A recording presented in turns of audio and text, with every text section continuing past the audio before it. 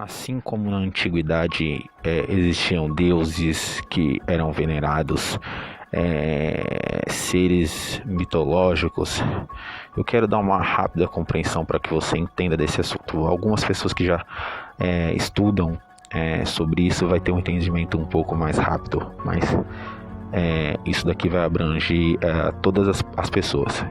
Por isso essa mensagem tem que ser compartilhada. Pois bem, esse assunto de extraterrestre, vida fora da Terra, eu quero que você apague isso da sua cabeça. Faça igual um computador, aperte o botão delete e ok. Delete isso. Isso daí não vai existir e nunca vai existir. Nós vivemos em um plano totalmente diferenciado. Por isso que somos seres com sentimentos, uma alma. Você tem que ter esse entendimento. Não existe essa teoria da evolução. Infelizmente esses biólogos vão ficar um pouco mais receosos, mas infelizmente é isso. Vocês simplesmente leem e reproduzem o que estão em livros. E na verdade isso aí é uma coisa muito errônea. Eu sempre fui como descrito na Bíblia, Tomé, só acreditava vendo.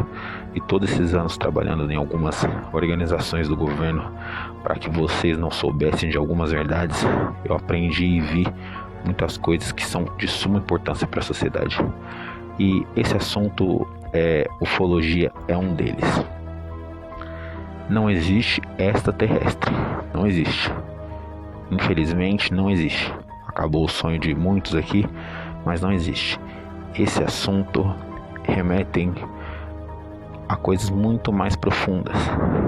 Esse assunto extraterrestre é uma coisa que venderam para que você possa ser uma pessoa controlável.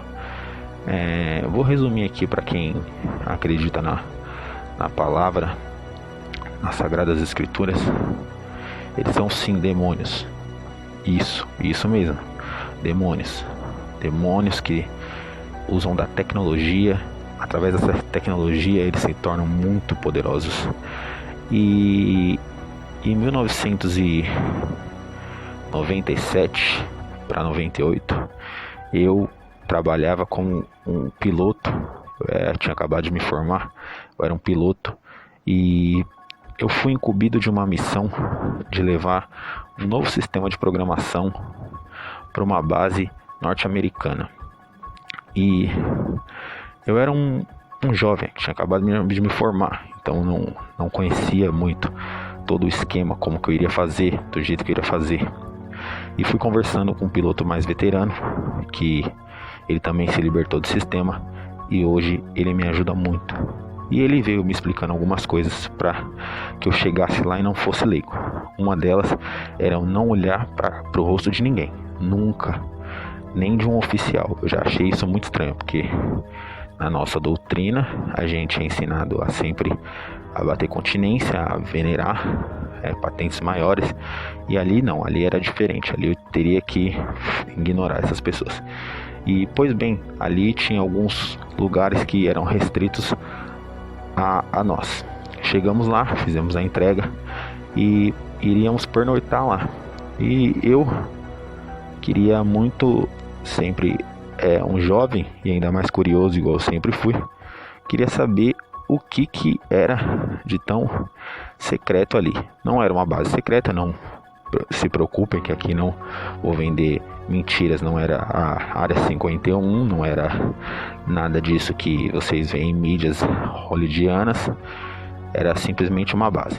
E só que ali tinha alguma coisa estranha, e eu senti que tinha alguma coisa estranha e queria saber o que era de tão estranho, para que tivesse toda aquela operação diferenciada. E mais ou menos umas 11 horas da noite eu resolvi fazer um lanche e me deu uma vontade de fazer xixi. E aí eu fui procurar um banheiro. No alojamento onde eu estava tinha só um banheiro e ele estava sendo utilizado. E eu saí do alojamento.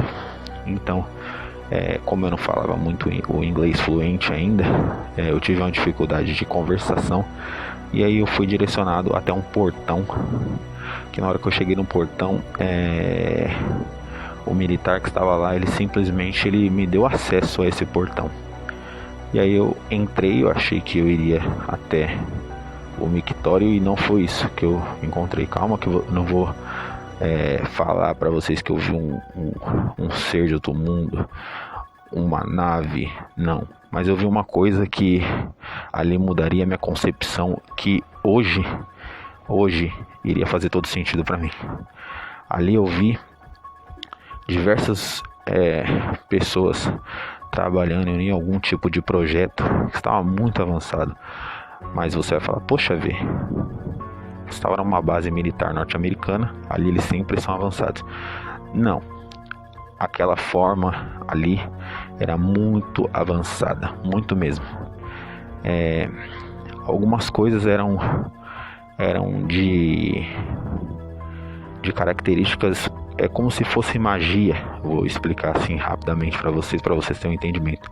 Eram coisas como se fossem mágicas, eram coisas que, se mostradas ao público, iria encantar elas. E até hoje, em 2020, não existe nada nem perto do que eu vi ali. Então eu fui retirado dali e voltei para o meu alojamento e consultei o piloto que veio comigo.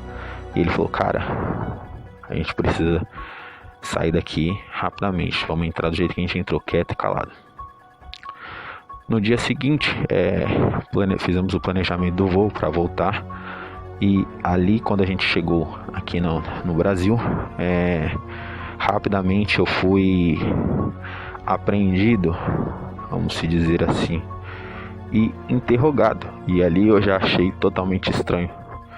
Eu, um piloto recém-formado, com uma das melhores notas da Força Aérea, um exemplo, a geração que estava por vir, fui interrogado.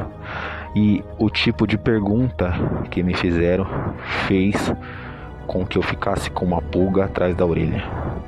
Porque me perguntavam de o que eu tinha visto, se eu tinha tido contato com alguma daqueles objetos, e de forma alguma eles queriam me liberar dali. Eu fiquei mais ou menos 2 semanas ali em reclusão, e até então, que na época o capitão, que ele era o meu capitão, ele veio, conversou e eu consegui sair dali. E mesmo assim, minha vida começou a ser monitorada 24 horas.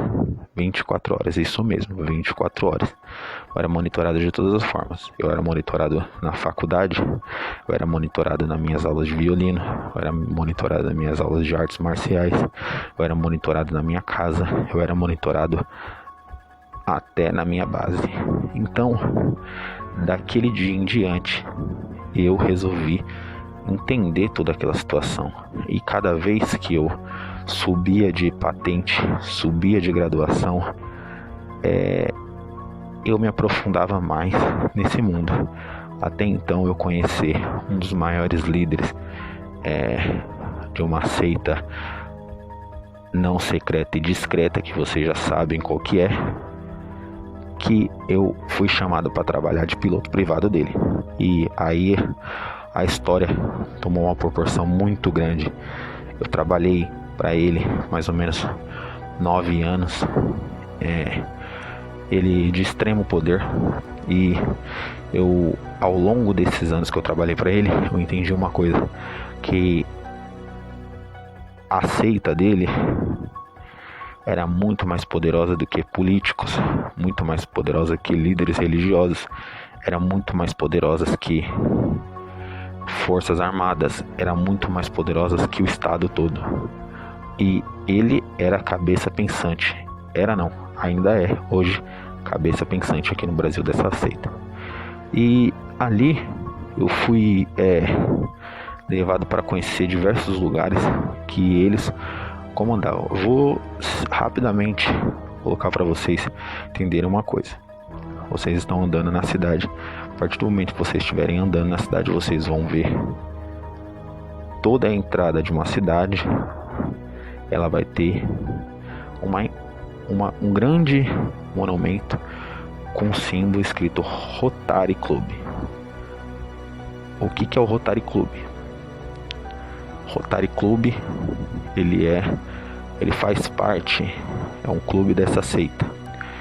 E ali simboliza basicamente que é uma peça, literalmente é uma peça, é uma engrenagem. Aquela cidade faz parte de uma máquina enorme.